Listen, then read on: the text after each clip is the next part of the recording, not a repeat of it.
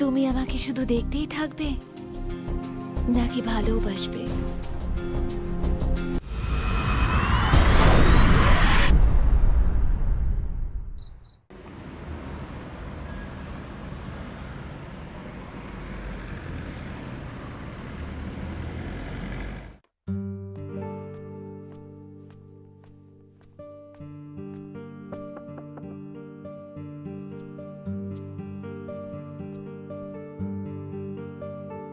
এখন কে এলো?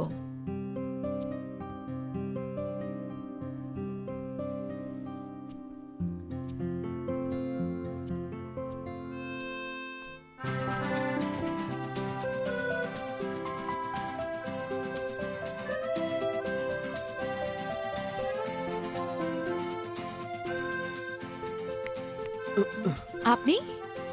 ম্যাম, আমি ইন্স্যুরেন্স কোম্পানি থেকে এসেছি।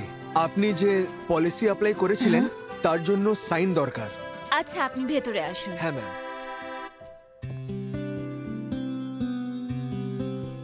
আসুন না। হ্যাঁ, ঠিক আছে। আপনি বসুন, আমি চেঞ্জ করে আসছি। হ্যাঁ।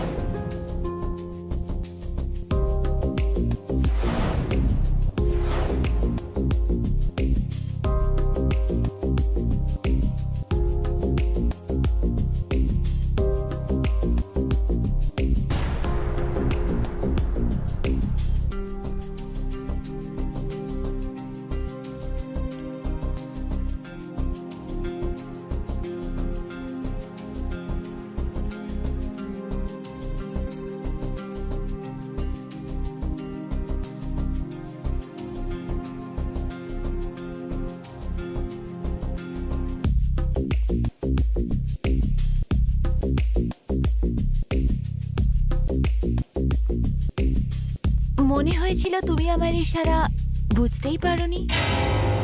যদি আপনি ইশারা নাও করতেন না, তা সত্ত্বেও আমি আপনার সাথে আলিঙ্গন করার চেষ্টা করতাম। কেন নাকি আপনাকে দেখে আমার মনে কিছু কিছু হচ্ছে। তাহলে এত ভাবার কি আছে? নিজের মনকে আটকে রাখছো কেন? জড়িয়ে ধরো আমায়।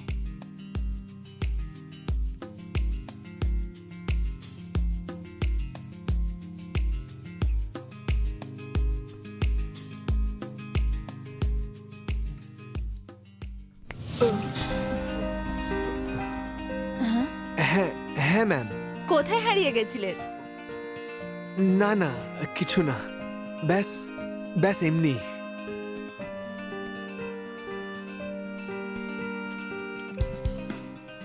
এখানে ম্যাম, সাইন করে দিন।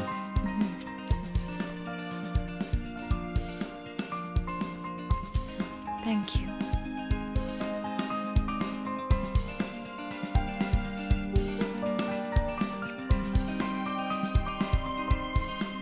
আর কোথায়? এদিকে ম্যাম, এইদিকে।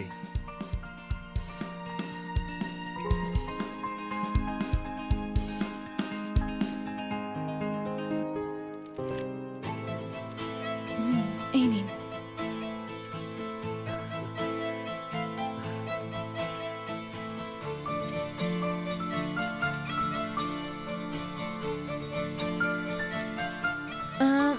তবে আপনি থাকেন কোথায়? এই কাছেই, পাশের কলোনিতে। 15 মিনিটেরই রাস্তা আছে ম্যাম। কিছু কাজ হলে আপনি আমাকে মনে করবেন।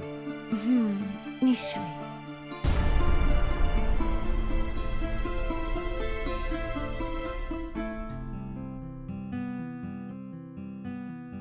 আচ্ছা ঠিক আছে ম্যাম, তাহলে আমি আসি। হুম এইদিকে যদি আসা হয় তো তাহলে আসবেন। হ্যাঁ ম্যাম।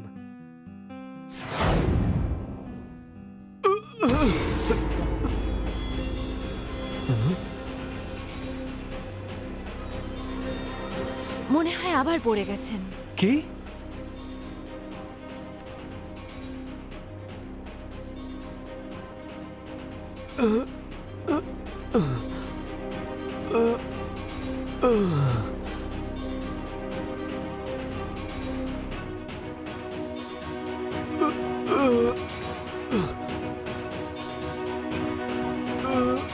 কি হলো এনাকে?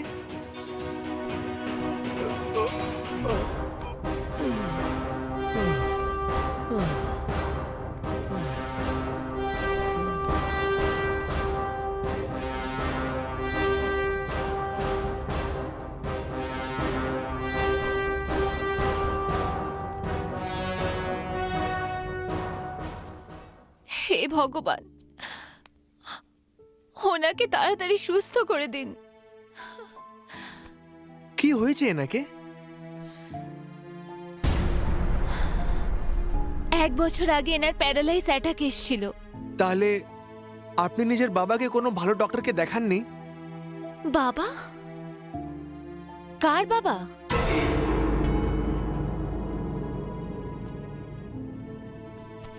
ইনি আপনার বাবা নয়? না, ইনি আমার বাবা নন, আমার বর।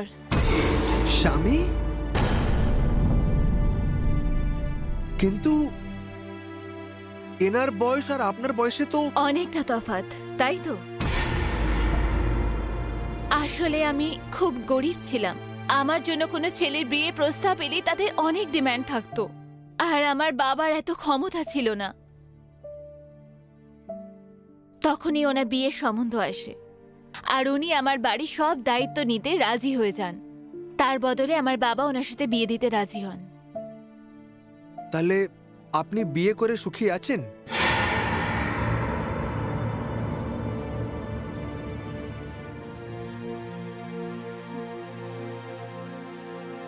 মনে হয় সুখে থাকা আমার ভাগ্যেই নেই।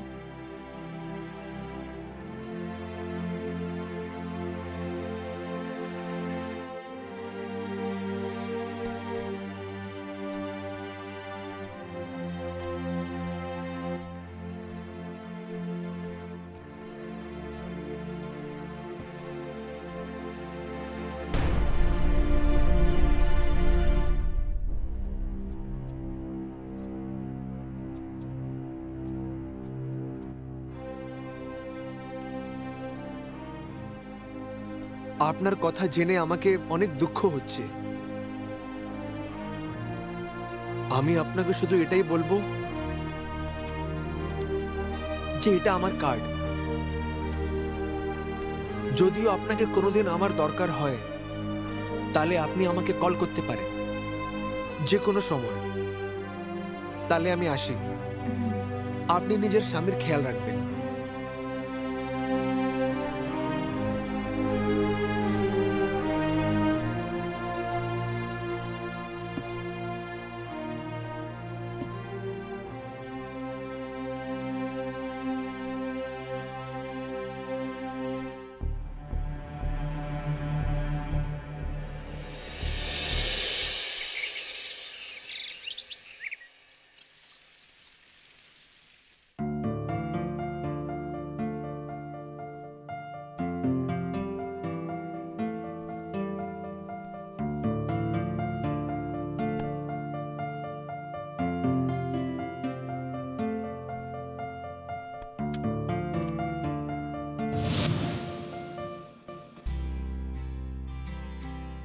আচ্ছা ঠিক আছে ম্যাম, তাহলে আমি আসি।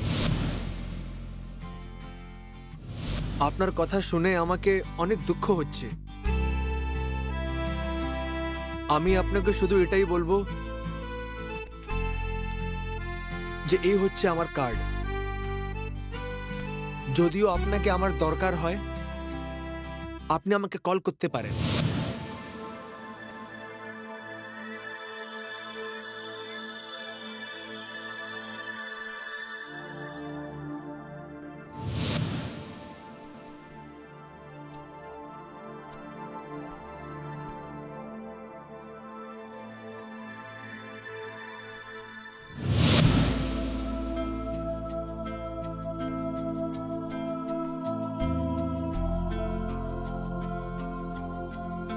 ইনি আপনার বাবা নয়? না, ইনি আমার বাবা নন, আমার বর হন।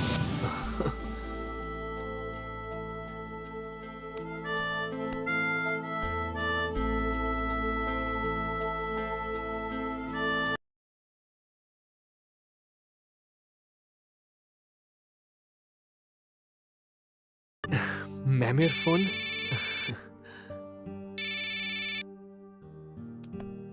হ্যালো। কি করছো? কি করতে পারি? আপনার ব্যাপারেই ভাবছি, আর কি করতে পারি আমি এই সময়। সত্যি? সত্যি বলছি। আপনাকে কখনো মিথ্যে কথা বলেছি? তুমি একটা কাজ করতে পারবে? হ্যাঁ, বলুন না। তুমি এখন আমার কাছে আসতে পারবে? হ্যাঁ হ্যাঁ, অবশ্যই। ব্যাস, আমি 10 মিনিটে পৌঁছে যাচ্ছি। পাক্কা? হ্যাঁ, ঠিক আছে, রাখছি তাহলে, আসছি আমি।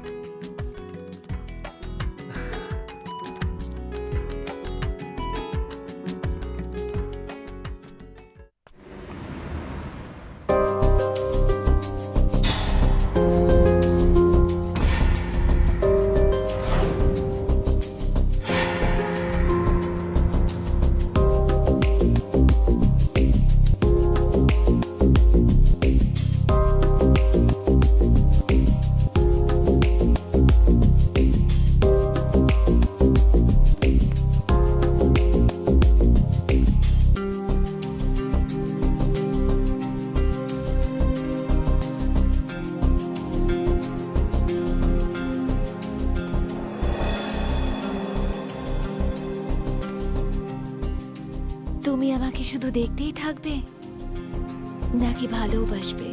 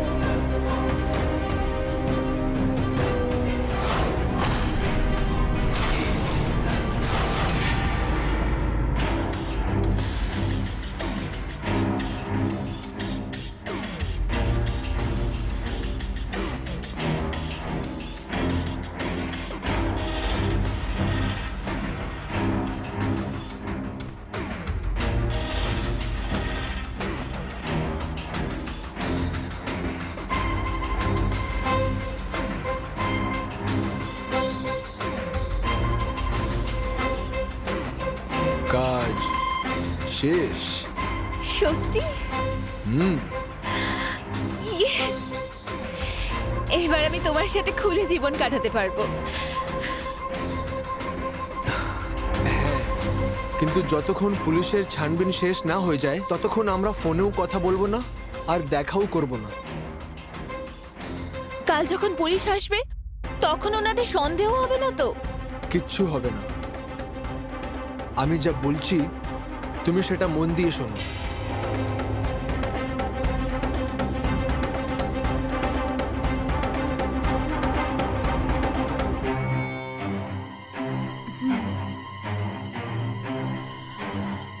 আমি যা বলেছি বুঝতে পেরেছো?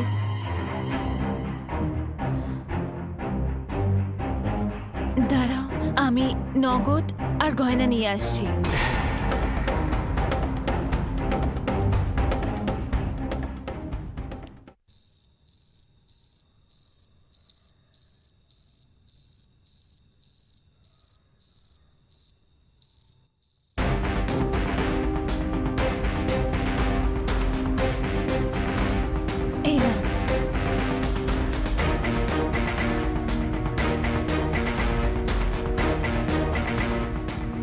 এটা তোমার জিনিস, আমি একে সামলিয়ে রাখবো, আর তুমি নিজের খেয়াল রাখবে। তুমিও নিজের খেয়াল রেখো।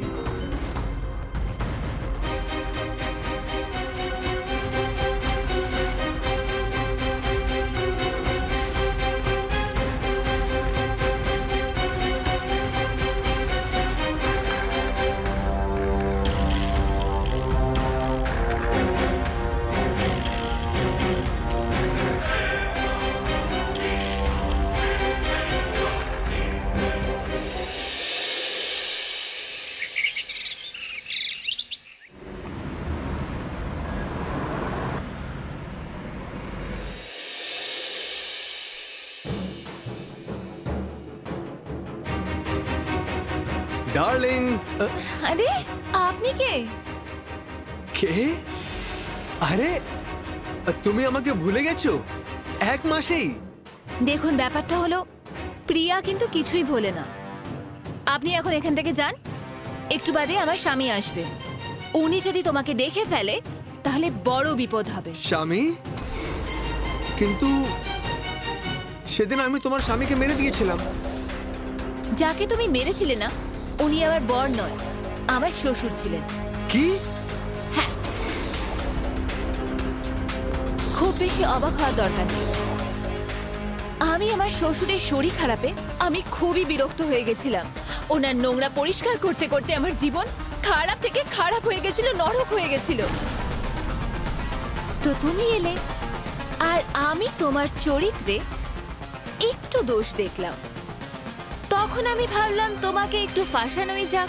তারপর আমি দানা দিলাম আর তুমি ফেঁসে গেলে।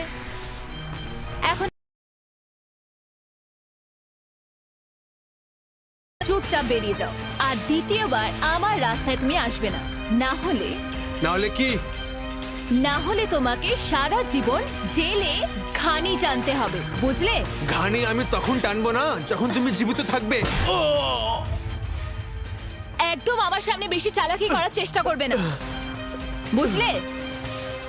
আমার শ্বশুরকে সেদিন মারার সময় আমি তোমার ভিডিও বার করেছিলাম। যদি চালাকি করার চেষ্টা করো তাহলে ভিডিওটা পুলিশে দিয়ে দেব। লাস্ট ওয়ার্নিং দিচ্ছি, চুপচাপ চলে যাও এখান থেকে।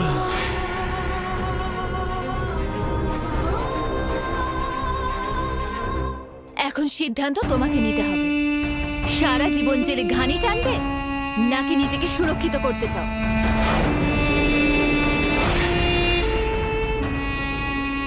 চলে যাও এখান থেকে। এখন তো আমি চলে যাচ্ছি, কিন্তু আমি ছাড়বো না। আমি প্রতিশোধ অবশ্যই নেব। যাও।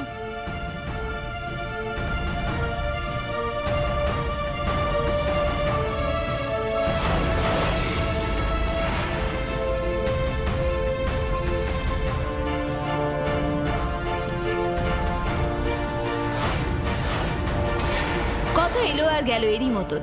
এর মতো আমি কতজনকে ঘোল খাইয়েছি, এ নিজেও জানে না।